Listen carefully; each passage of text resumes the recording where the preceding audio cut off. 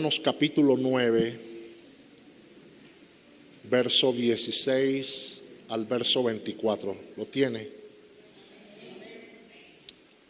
Dice, así que no depende del que quiere, ni del que corre, sino de Dios que tiene misericordia. Porque la Escritura dice, para esto mismo te he levantado, para mostrar en ti mi poder. Dice, porque la Escritura dice a Faraón, para esto mismo te he levantado, para mostrar en ti mi poder y para que mi nombre sea anunciado por toda la tierra. De manera que de quien quiere tiene misericordia y al que quiere endurecer, endurece.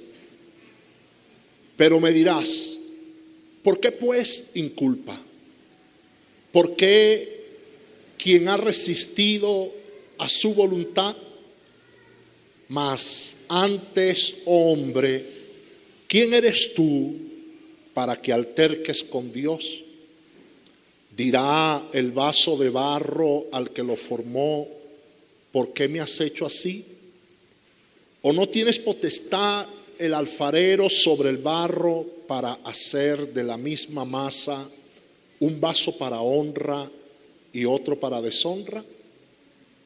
¿Y qué si Dios, queriendo mostrar su ira y hacer notorio su poder, soportó con mucha paciencia los vasos de la ira preparados para destrucción y para hacer notorias las riquezas de su gloria, las mostró para con los vasos de misericordia que Él preparó de antemano para gloria, a los cuales también ha llamado, esto es, a nosotros, no solo de los judíos, sino también de los gentiles. Quiero que levantes allí tu mano y oremos a Dios para que Él a través de su palabra hable a nuestras vidas. Amado Dios, quiero darte las gracias. Te quiero pedir en este día que a través de tu palabra hables a nuestros corazones. Tú eres bueno, tú eres fiel, tú eres justo, tú eres maravilloso, eres precioso, y queremos que en tu infinito amor y misericordia tú hables a nuestras vidas para la gloria de tu nombre. Amén. Amén.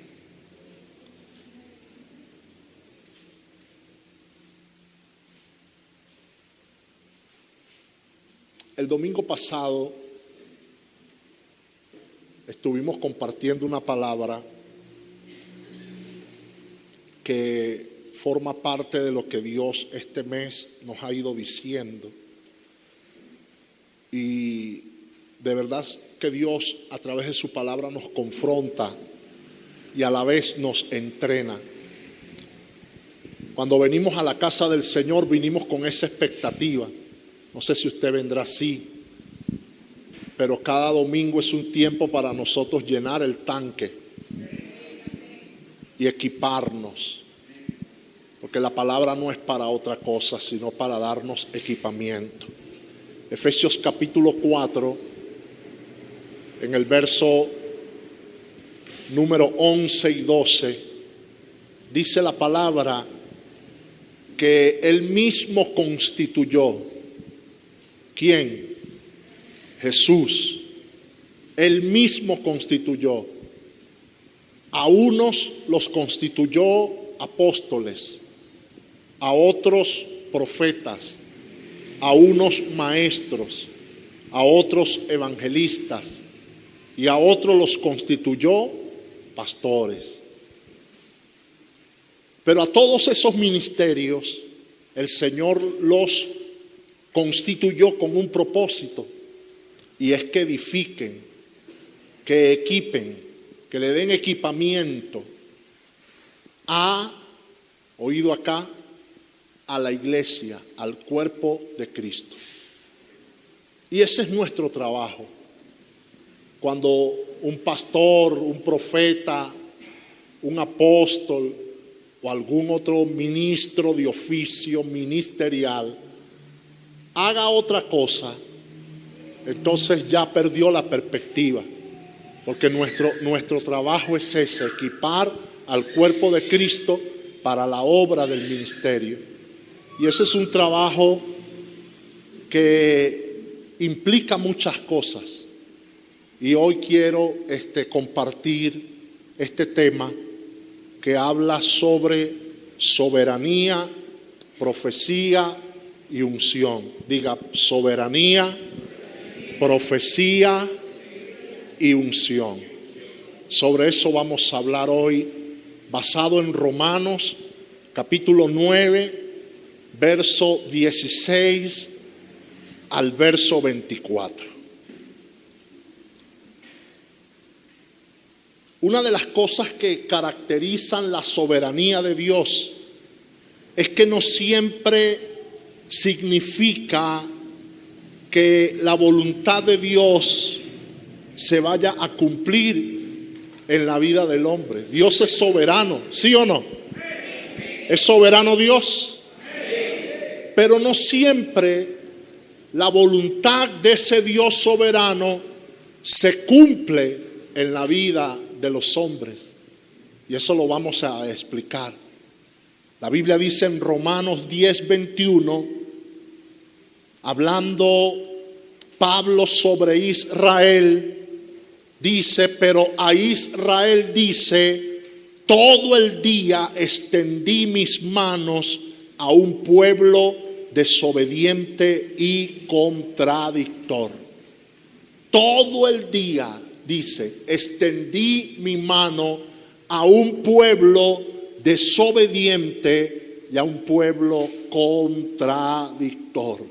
En el Evangelio de Mateo, capítulo 27, verso 37, Jesús, parado sobre el monte de los olivos, comienza a llorar y comienza a exclamar: Jerusalén, Jerusalén, que matas a los profetas y apedreas a los que te son enviados.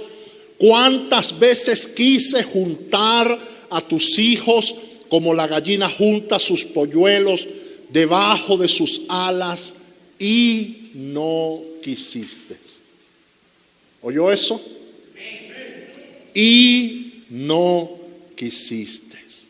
Génesis 1 dice que Dios hizo al hombre a su imagen y a su semejanza. Dios no es como este señor que está haciendo robot, o como los chinos que están haciendo muñecas de robot y toda esa gente, todas esas cosas. Dios no hizo al hombre un robot. El hombre puede ejercer su voluntad y le puede decir a Dios no. Y el hombre le ha dicho que no a Dios, y por muchas generaciones. Usted lee Génesis hasta Apocalipsis y usted se da cuenta que el hombre siempre le ha dicho a Dios no. Siempre.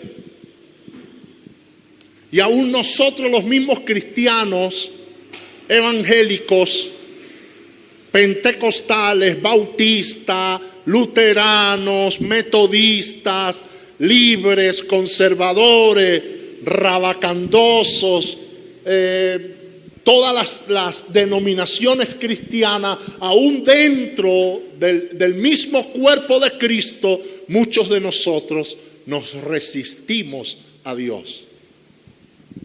Somos tercos, somos tosudos. Queremos que las cosas sean como nosotros decimos.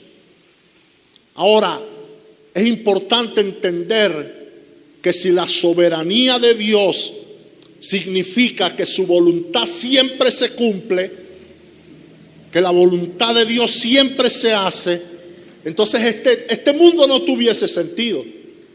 Porque Pedro dice en su carta, en Primera de Pedro, capítulo 1, verso 16, están aquí todavía, ¿verdad?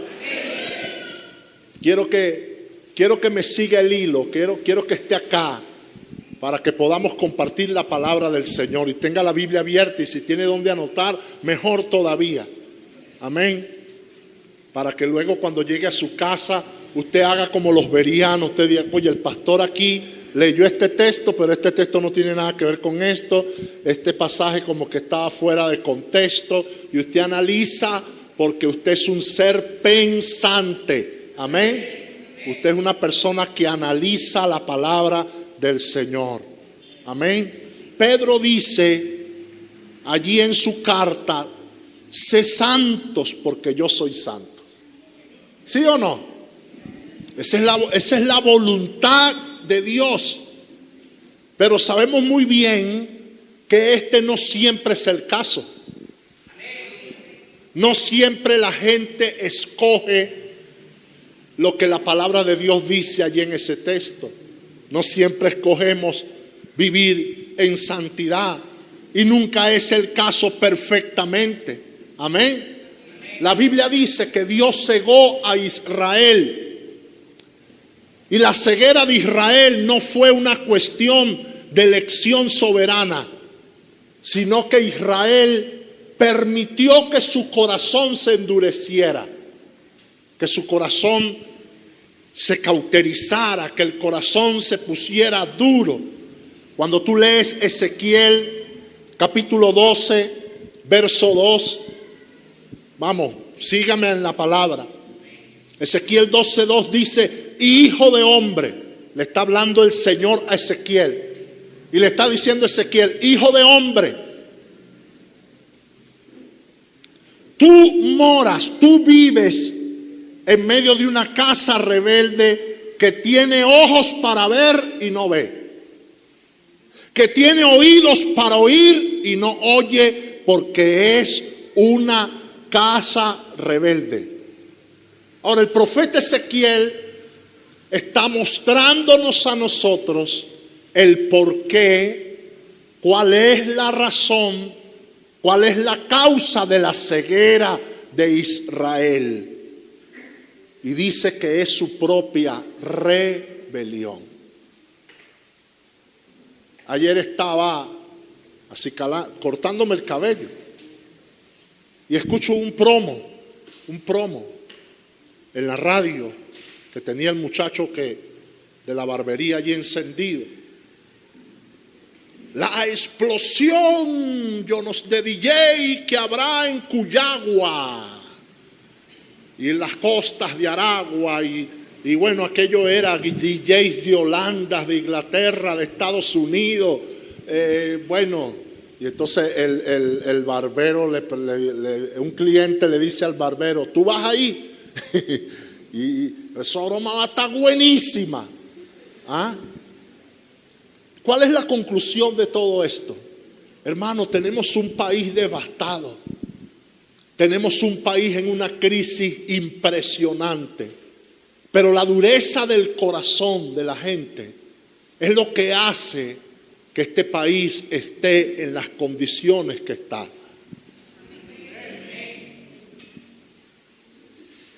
Porque si tenemos una emergencia económica y tenemos un país, tú escuchas a todo el mundo hablando de crisis, tú escuchas a todo el mundo quejándose, tú escuchas a todo el mundo peleando y todo el mundo buscando rebajas y ofertas y una desesperación. Pero apenas lanzan un promo de una rumba o de una fiesta, ay papá, hasta los cristianos evangélicos se van para allá. Mira el primero que se va. Está pillado. A este lo vamos a ver en Cuyagua bailando.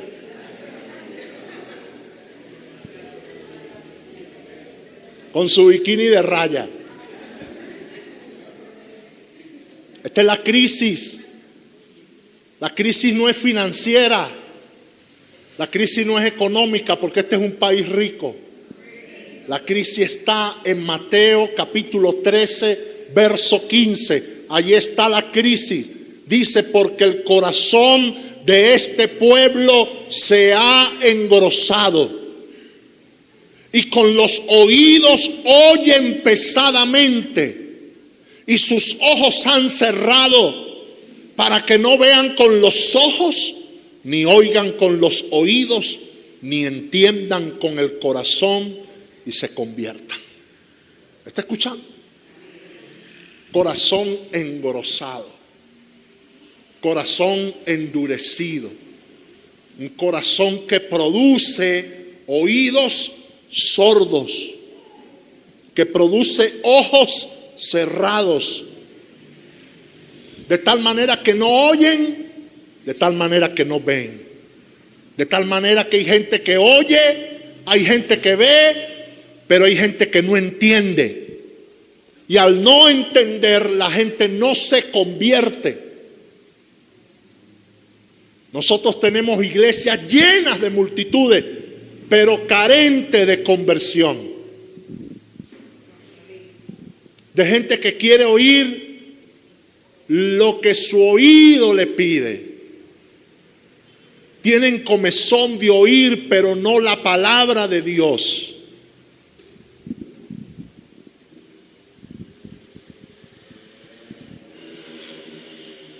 Lo primero que quiero hablar en esta mañana es sobre la revelación de la soberanía de Dios. Diga Faraón. 400 años desde que el Señor le habló a Abraham. Porque lo que pasó con Israel, amados hermanos, Dios lo había hablado. Compartía con un amigo analizando el movimiento profético. Voy a hablar de eso hoy. Quiero que tomemos un tiempo para eso. Y hablaba con un amigo de muchos años, conversamos sobre lo que es el movimiento profético en Latinoamérica, en Estados Unidos, en Centroamérica, en el mundo. Y llegamos a la conclusión que no hay profetas de Dios en este tiempo. Pastor, no los hay. Los que se dicen llamar profeta, hermano, profetizan mentira a la iglesia de Cristo. ¿Está acá? Y hablan para su propio provecho. Cuando Dios le habló, recuerden lo que la Biblia enseña, que Dios le habló a Abraham. Abraham estaba ofreciendo un sacrificio y se comían el sacrificio. Y Abraham tuvo toda esa lucha hasta que se quedó dormido completamente. Cuando despertó, el Señor le habló a Abraham y le dijo, por cuanto no estuviste despierto, no tuviste la sensibilidad espiritual, tu pueblo irá cautivo a Egipto por 400 años. Y van a experimentar un proceso. Y yo meditaba mientras leía la palabra y digo, Dios mío, ¿cuántos faraones pasaron? Pasaron 10 faraones. ¿Por qué? Porque una generación representaba 40 años. 40 años. Y cada faraón tenía un proceso de tiempo. Digamos que 80 años cada faraón, según la medida bíblica. Y Dios trató con este pueblo durante 400 años. ¿Me está oyendo? Porque la historia de Faraón en el libro del Éxodo, una de las cosas que nos enseña a nosotros en esta mañana es que Dios puede levantar a una persona para demostrar su poder y revelar su carácter. ¿Me está escuchando?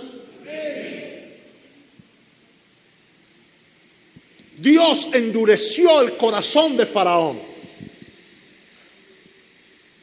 Éxodo capítulo 4 verso 21 dice, y Jehová dijo a Moisés, cuando hayas vuelto a Egipto, mira que hagas delante de Faraón todas las maravillas que he puesto en tu mano, pero yo, diga yo, endureceré su corazón y no dejaré ir al pueblo.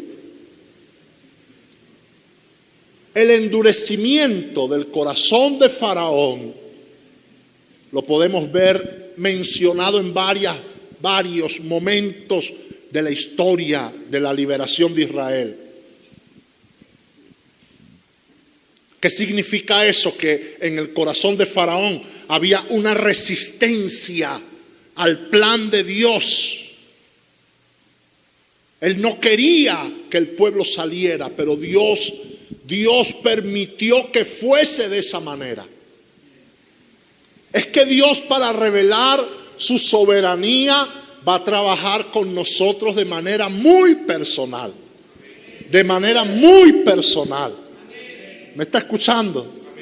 Entonces Dios comenzó a tratar con Faraón. ¿Cómo lo hizo? Bueno, comenzó a enviar plagas. 10 plagas. Amén. 10 plagas. Comenzó el Señor a tratar con Faraón. Porque Dios levanta, Dios exalta, pero Dios también quebranta y humilla. ¿Está acá? Número 1, convirtió el agua en sangre. Éxodo capítulo 7, verso 14 al 24. Envió la plaga de las ranas. Éxodo capítulo 8, verso 1 al verso 15. Envió la plaga de los piojos. Allí ni el champú avispa funcionó. Es una piojera que cayó sobre esa gente violenta. Envió la plaga, Éxodo capítulo 8, verso 16 al 19. Envió la plaga de las moscas. Éxodo capítulo 8, verso 30 al 32. Envió la peste del ganado. Éxodo capítulo 9, verso 1 al verso 7. Envió la plaga de los tumores. Comenzaron a salirles tumores en la piel, furúnculos en la piel. Éxodo capítulo 9, verso 8. Y dice que cada vez que Dios manifestaba sus señales, ¿qué pasaba? ¿Qué pasaba? Se endurecía el corazón de Faraón. Se endurecía más. Se engrosaba. Aleluya. Mandó la plaga de las langostas. Mandó la plaga de la oscuridad. Y por último dice que mandó la muerte de los primogénitos. ¿Y cuál era el propósito de esto? Dios le estaba declarando a Faraón, señores, su propósito, su voluntad. Hay un versículo que es el verso 16 del capítulo 9. Vamos, quiero que esté conmigo acá. Éxodo 9, 16. Dice una broma tremenda. Porque dígale que está a su lado, Dios va a revelarte su soberanía. Dios te va a revelar que Él es soberano. ¿Cómo lo va a hacer? No sé. Dios le va a revelar a los que están en el poder en esta nación que Él es soberano. Y Dios le va a revelar a cada individuo en esta nación que Él es soberano. Dios va a mostrar su soberanía en medio de nosotros. Mire lo que dice la palabra. Éxodo 9:16. El avión está despegando.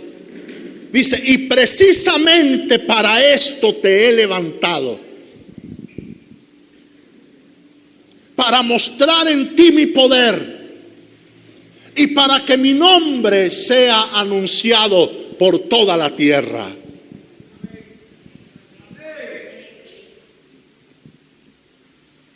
¿Para qué te levantó el Señor? ¿Para qué Dios te salvó?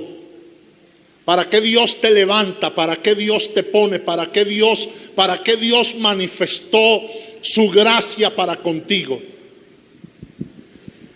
Para que en ti el poder de Dios sea manifiesto y para que el nombre del Señor sea anunciado.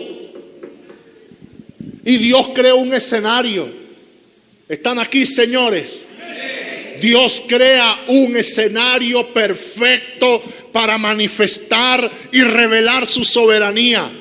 Egipto era el escenario perfecto.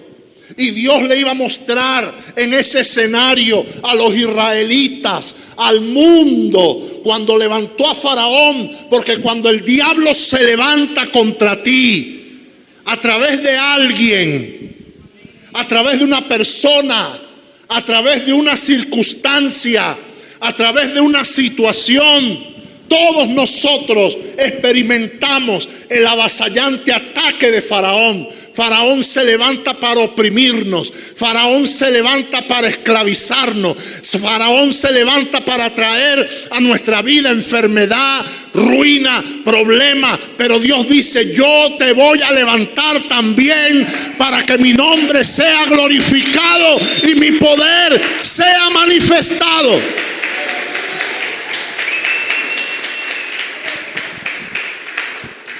Usted está en el escenario correcto. Así que dele gloria a Dios en esta mañana. Dele alabanza al Señor. Ahorita usted siente que para los aplausos. Usted siente ahorita que Faraón está engrandecido, que el sistema está engrandecido, que el problema se ha agravado. Pero a Dios eso, Faraón para Dios es nada. Es nada. Es nada. Dios hace como Él quiere. Y cuando tú lees la Biblia, el libro de Éxodo, te das cuenta que Dios revela la caída de Faraón. Cuando tú ves el clímax de la historia allí de Faraón, te das cuenta que Dios utilizó un elemento poderoso, la muerte de los primogénitos. El Señor le dio pero un batacazo al diablo. Le dio con todo, porque Dios reservó a su pueblo en un lugar llamado Gosén. Ninguna de las plagas tocaron a Gosén. Ninguna de las adversidades que cayeron sobre Egipto tocaron Gosén. La plaga de los primogénitos no tocó a ninguno de los hijos de Dios. No tocó a ninguno de los hijos de los judíos, de los israelitas. No los tocó.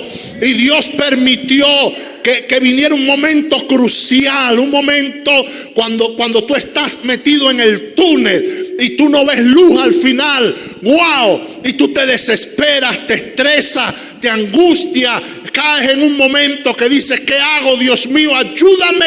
En ese momento Dios tiene reservada la última jugada. Dios tiene el momento preciso para hacer como Él quiere. Y Dios se enseñorea en medio de una situación como esa. El Rey de Gloria se enseñorea y se levanta y hace algo fuera de lo común. Alabado sea el nombre del Señor.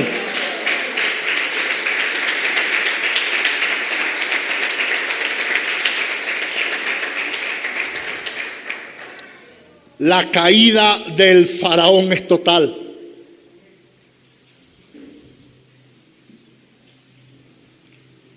Yo creo que uno de los testimonios más poderosos de la soberanía de Dios, aunque los teólogos, los geólogos, los estudiosos, los arqueólogos han querido demostrar que es simplemente una historia, una fábula, señores, uno de los testimonios más poderosos de la soberanía de Dios fue lo que Dios hizo con Faraón. Dios abrió el mar en dos, hizo que su pueblo pasara en seco. ¡Wow! mostró su gloria, su soberanía sobre los elementos, abrió el mar, el pueblo cruzó y el Señor trató con el orgullo y la obstinación, hermano, de Faraón, porque el orgullo es una naturaleza que se manifiesta en Faraón. Por eso nosotros tenemos que ver nuestro corazón. Si en nuestro corazón hay orgullo, una cosa es dignidad, que nosotros tengamos dignidad, aló, y otra cosa es que seamos soberbios y orgullosos. Amén. Usted tiene que amarse a sí mismo, ¿sí o no? ¿Sí o no? El primer amor que tú tienes que sentir es amor por ti mismo. Usted tiene que amarse bonito. Usted tiene que amarse a sí mismo. Y esto no es una doctrina que nos ministra sobre el ego. Es que si tú no te amas a ti mismo, tú no vas a poder amar a tu prójimo. ¿Estás acá? Tú no vas a poder amar a tu cónyuge, ni amar a los demás, si no te amas a ti mismo. Entonces tú te preocupas por todo el mundo, pero no te preocupas por ti. ¿Está acá? Y vives para los demás. Vives para todo el mundo. Tú eres la Madre Teresa de Calcuta, la Virgen de la Consolación. ¿Ah? No. Eso no es de Dios. Dígale que está a su lado. Eso no es de Dios. Porque tú no puedes vivir para agradar a los demás. ¿Me estás escuchando?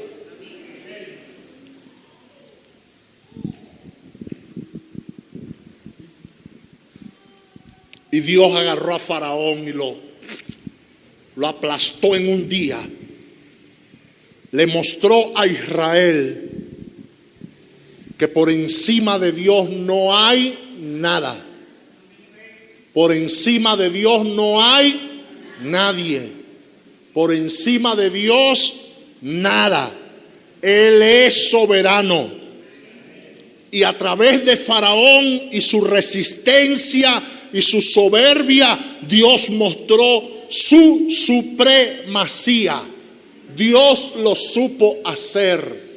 Alabado sea su nombre para siempre. Bendito el nombre del Señor. Dios es bueno. Dios es fiel. Dios es maravilloso. Dios es precioso. Por eso usted hoy, por favor, coloque su mano en su corazón y dígale al Señor: Señor, guarda mi corazón de todo orgullo, de toda soberbia, de toda altivez. Reprendo toda influencia faraónica en mi vida.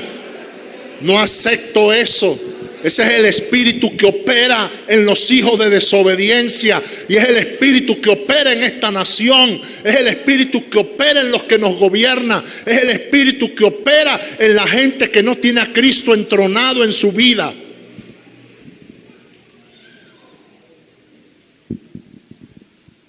Segunda cosa.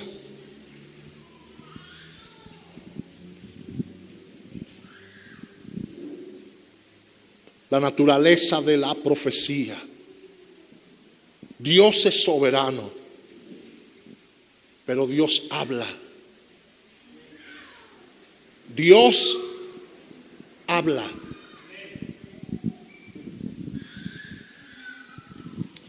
Y hay un personaje en la Biblia llamado Nabucodonosor. El rey de Babilonia.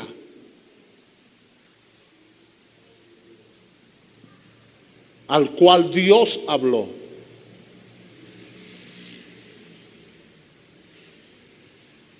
¿Levanta Dios profetas, sí o no?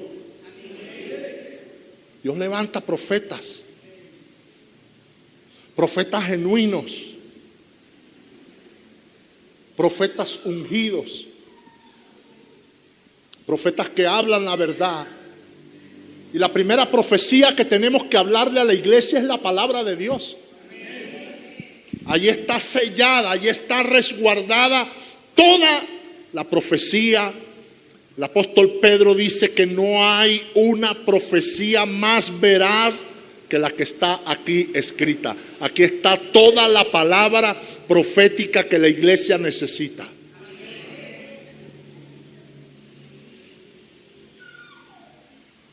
Ahora hay hombres que Dios levanta para profetizar también, para a través de la palabra revelar. Esta mañana hablaba con mi hijo y le decía, mira, en el año 1984 Dios levantó un profeta llamado David Wilkerson. David Wilkerson escribe un libro llamado La Visión. Si lo puede leer por internet, léalo. Y David Wilkerson habló en el año 1984, habló de lo que hoy habló de la caída de Estados Unidos. Habló de la crisis que está viviendo el mundo y la economía mundial hoy por hoy. Eso lo habló Dios a través de un profeta. Hay otro libro de David Wilkerson, se llama La Última Advertencia. Lo que Dios mostró a David Wilkerson, las caídas de las Torres Gemelas. Está acá. La caída de las Torres Gemelas. Se lo mostró Dios a este hombre.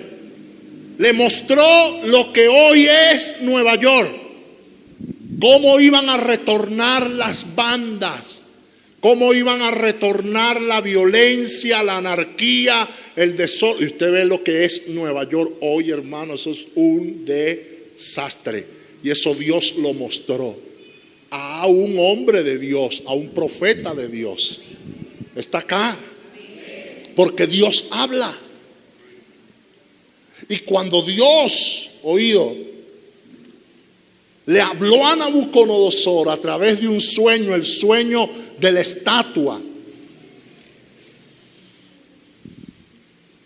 Daniel estaba allí, había sido llevado entre los cautivos, porque Dios siempre pone gente en lugares estratégicos. Donde tú estás ubicado estratégicamente. Y tú eres luz allí y eres voz de Dios en ese lugar. Eres profeta de Dios para ese lugar.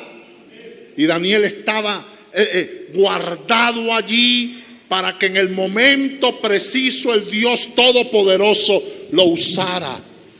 Y a Nabucodonosor se le metió en el coco levantar una estatua colosal de oro, plata, bronce, hierro y barro. Dios le revela a Nabucodonosor esa visión poderosa. Y hay un profeta, y el hombre estaba todo consternado. Levante su mano y reciba esto que voy a decir. Usted tiene un espíritu superior. Usted tiene un espíritu superior. No hay brujo, no hay santero, no hay babalao, no hay hechicero, no hay bruja que huele con la escoba.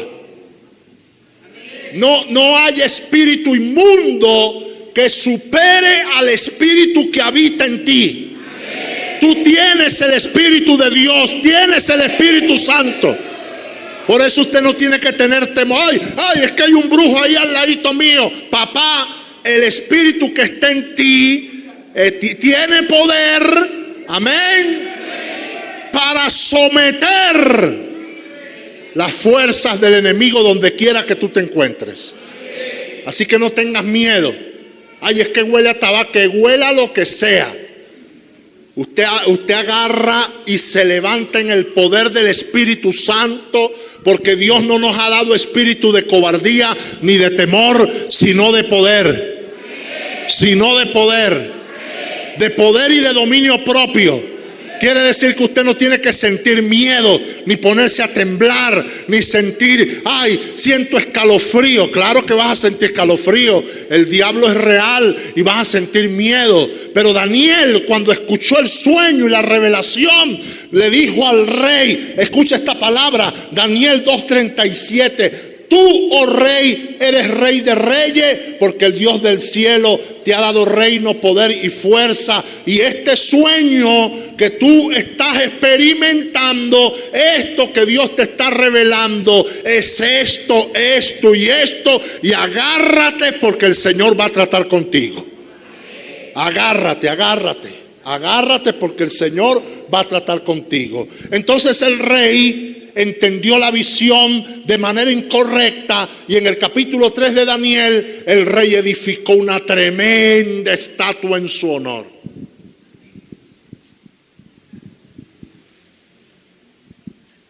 Y Dios, que tenía propósitos, Dios que levanta profetas, no profetas, hermano, que se meten unas caraotas en la noche con patecochino y después andan soñando loquera. No profetas que profetizan para buscar dinero y lucrarse. ¿Está acá? Que andan buscando cómo sacarle la plata al pueblo y le hablan a la gente cosas locas. Por allá hay una profeta que lo que le profetiza, en estos días la vi profetizando, agarró una hermana. Así te dice el Señor te va a cambiar toda la casa, te va a dar una cocina nueva. Dios puede dar eso, hermano, pero eso no es el centro de todo. Le profetizó a otro hermano que el Señor le iba a cambiar toda la ropa que tenían en el closet, y le iba a dar trajes Armani, Hugo Boss, toda la ropa de marca. ¿Y qué es de los profetas que le hablan al carácter de la gente?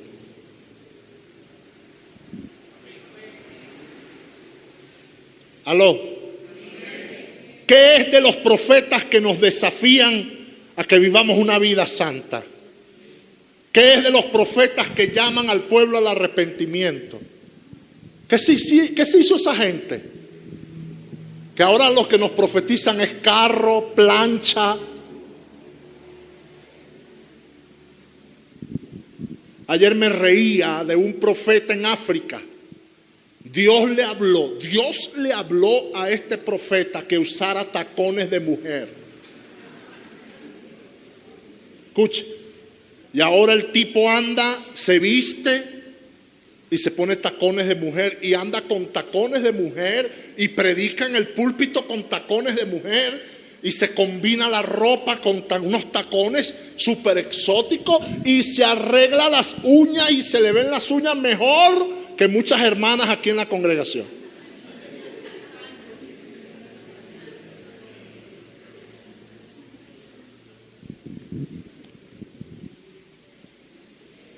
Ese hombre estuvo preso.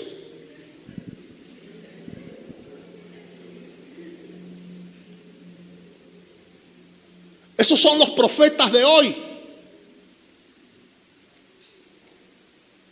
Pero mire estos profetas. Capítulo 3 de Daniel. Tú lees todo ese capítulo y te das cuenta que habían 4 profetas de Dios. Sadrach, Mesach, 3 profetas de Dios, Sadrach, Mesach y Abednego, y había un profeta llamado Daniel.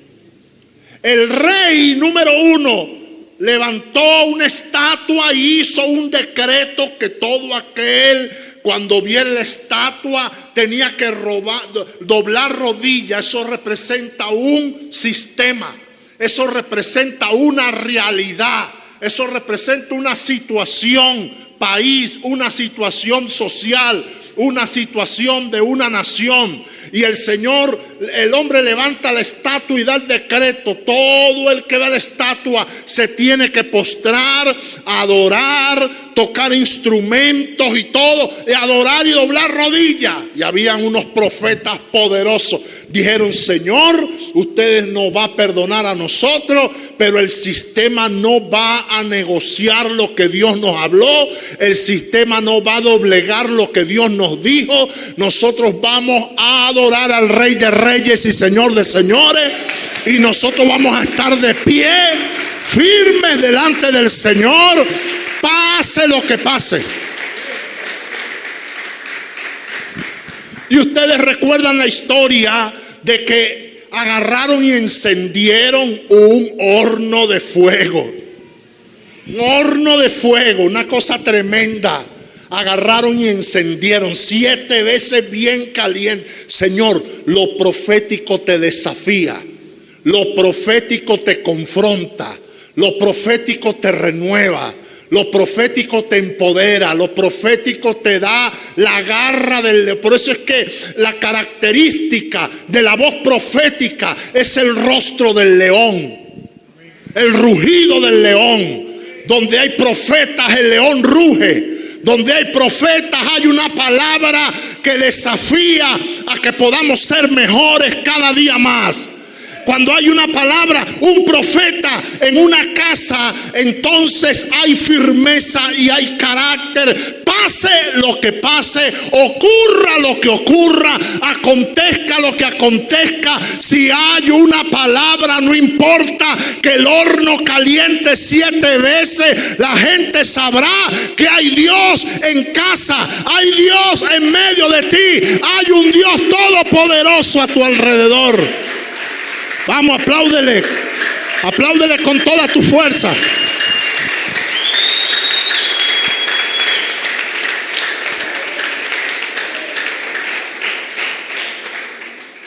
Por eso es que cuando lanzaron a Sadrach, Mesach y Abednego al horno de fuego, el Dios del cielo los libró.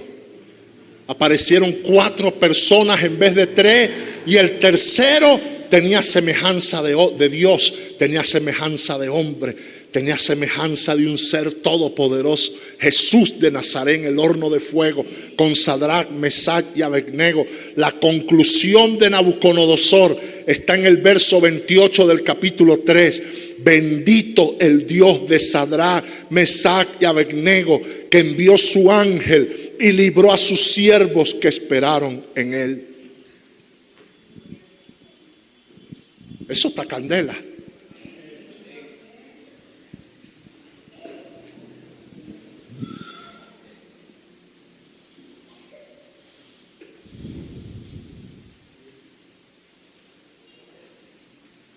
Dios le habló a este hombre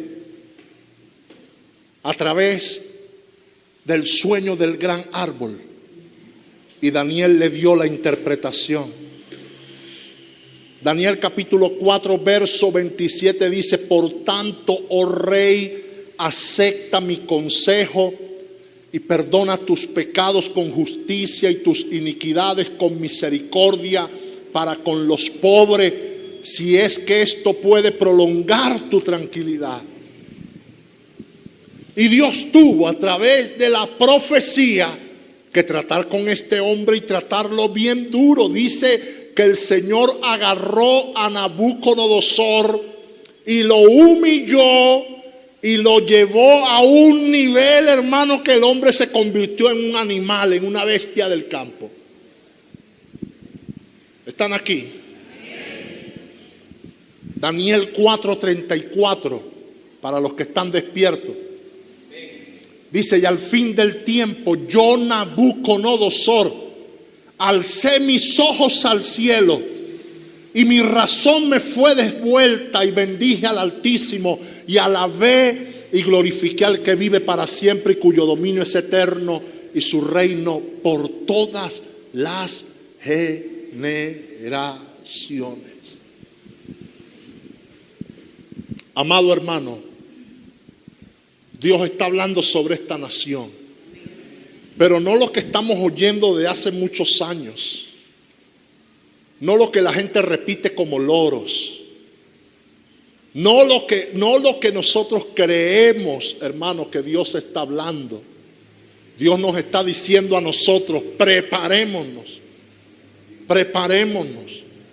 apeltrechémonos, Busquemos a Dios con todo nuestro corazón.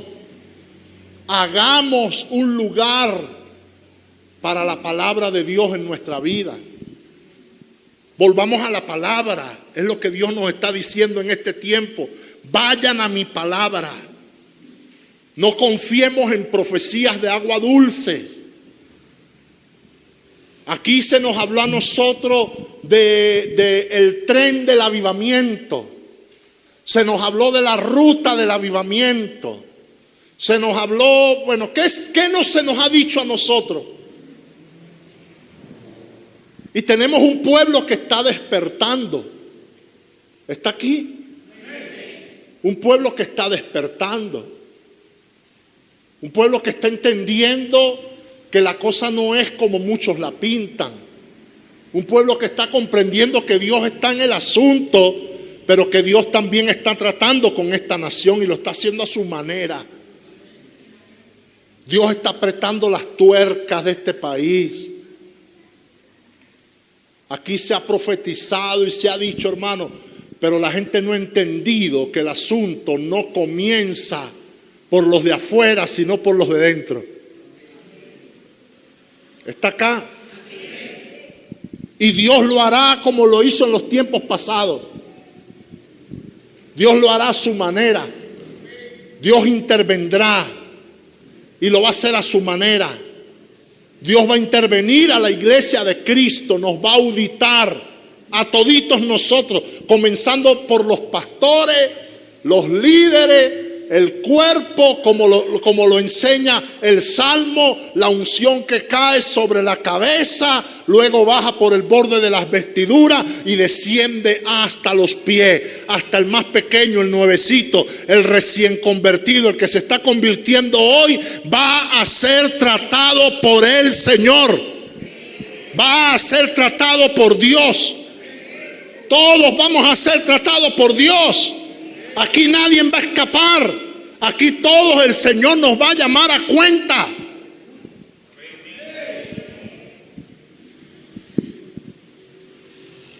Así que deje de estar echando la culpa a los demás. Como pastor, yo no le puedo culpar al otro por lo que pueda estar pasando en el ministerio. Todos tenemos una cuota de culpa. Está acá. Y todos la debemos asumir. Lo que está pasando en el país no es culpa solamente de este señor o de los que están con él. Es culpa de todos nosotros los venezolanos.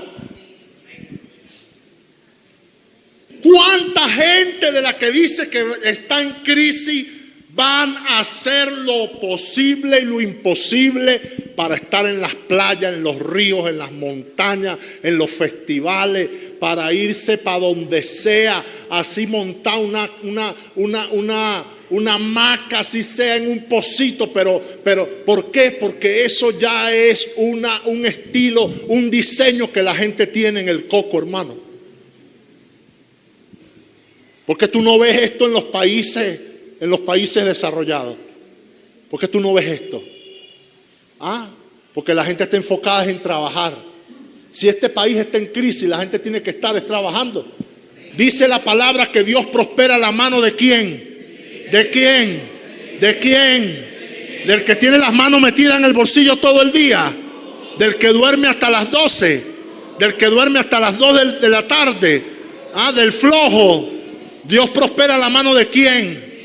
Del diligente, del que se mueve, del que hoy está haciendo una cosa, mañana está haciendo otra, está inventando, está buscando, está orando, sí, está orando, está clamando, está intercediendo, pero se está levantando temprano, está saliendo a buscar la vida, está vendiendo unos dólares, está vendiendo una vaca, está vendiendo un chivo, está comprando una gallina, está vendiendo un cartón de huevo, está vendiendo unas arepas rellenas con pollo, algo está haciendo. Entonces Dios dice, ese hombre merece ser bendecido y le voy a abrir puertas y lo voy a prosperar.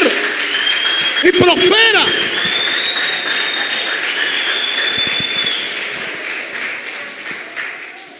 Y termino con esto.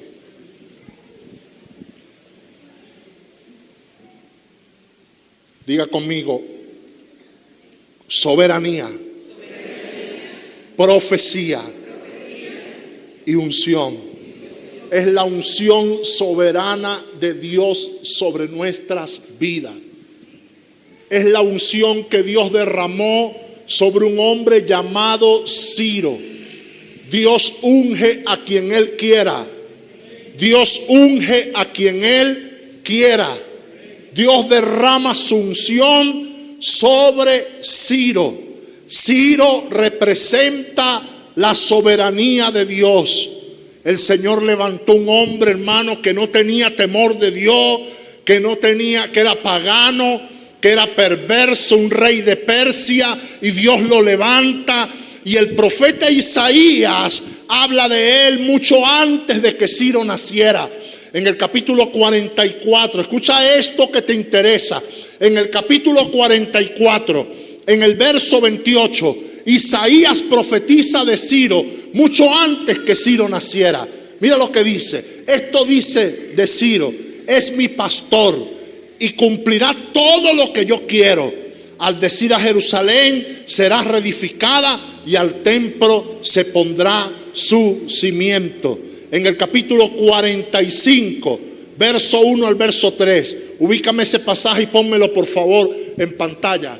Ajá, ahí está. Así dice Jehová a su ungido, a Ciro, al cual tomé yo por su mano derecha, para sujetar naciones delante de él y desatar los lomos de reyes, para abrir delante de él puertas, y las puertas no se cerrarán.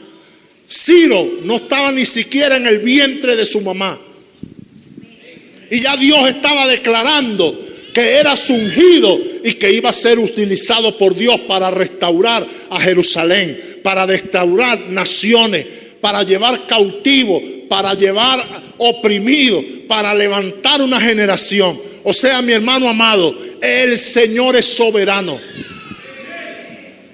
No se ponga a pensar que usted es menos que nadie. No se ponga a pensar que Dios no puede hacer algo extraordinario con usted. Cuando yo leía el decreto que da Ciro en Esdras capítulo 1, yo digo, wow, el Señor hace como Él quiere y con quien Él quiere. A Dios no lo detiene absolutamente nada. A Dios nada, absolutamente nada. Que alguien levante su mano, como dice Romanos capítulo 9.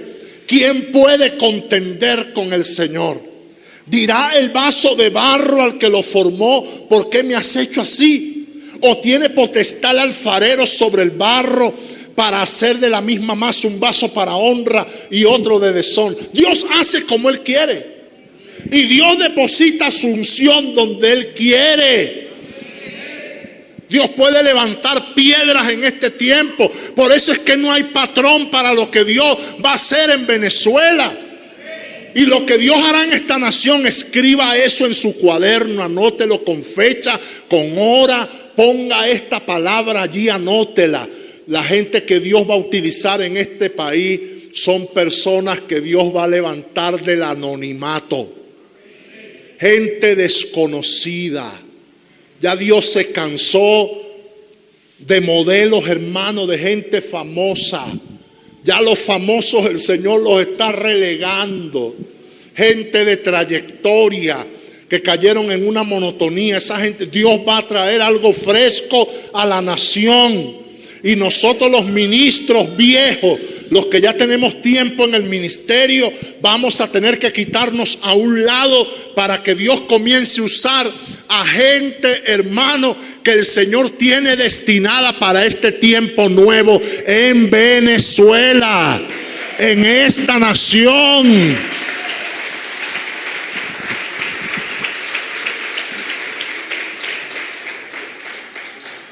Termino con esto: 3 características de la gente que Dios va a ungir para este tiempo.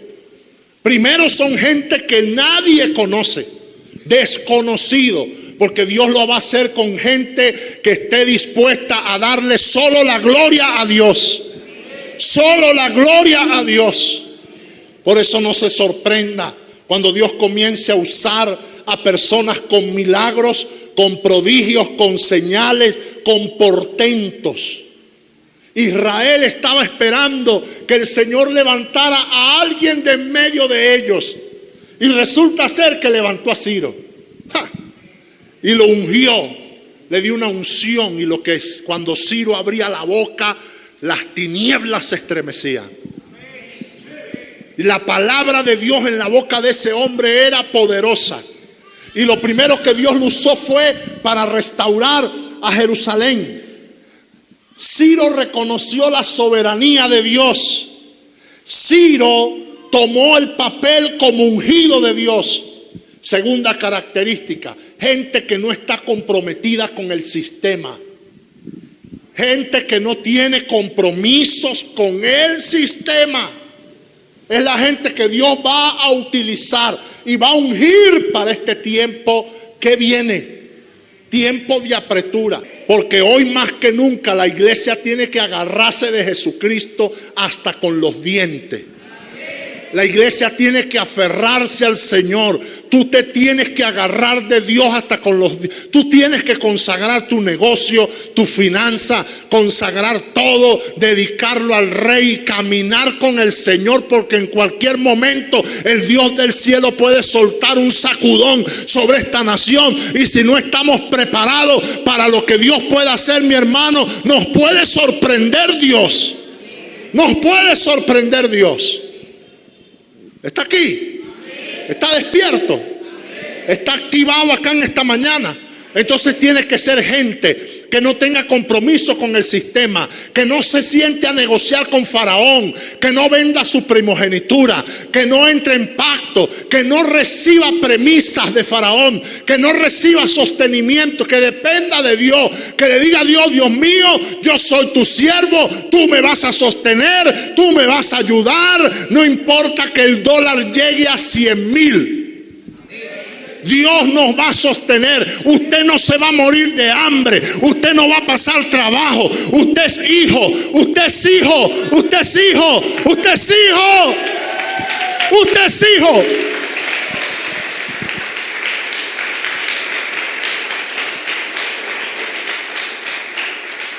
Y tercero, Dios va a ungir a gente sencilla. Gente sencilla. Gente sencilla como tú, como yo, como otros, como muchos. Gente sencilla, gente sin nombre, sin fama. Gente que tiene hambre de Dios. Gente que ama la palabra. Gente que está dispuesta a lo que sea. Alabado sea el nombre de Jesús. Tú vas a experimentar providencia divina. Tú vas a experimentar el cumplimiento de las profecías dadas a tu vida, oído acá, antes de nacer. Tú vas a experimentar la soberanía universal de Dios guiando y apacentando tu vida. Tú vas a ver cómo Dios abrirá puertas para ti. Como cosas, oído acá, cosas imposibles para nosotros. Mire, a veces yo me detengo a mirar, yo digo: Dios mío, esto para mí es imposible, no es fácil. Pero Dios es bueno y nos ayuda. Yo sé que el Señor tiene algo maravilloso para nosotros en este segundo trimestre del año que ya está corriendo. Hoy es 13 de abril, 13 de abril. Ya estamos entrando a la primera quincena para la segunda quincena de este mes. Y Dios no nos va a faltar. Vas a pagar.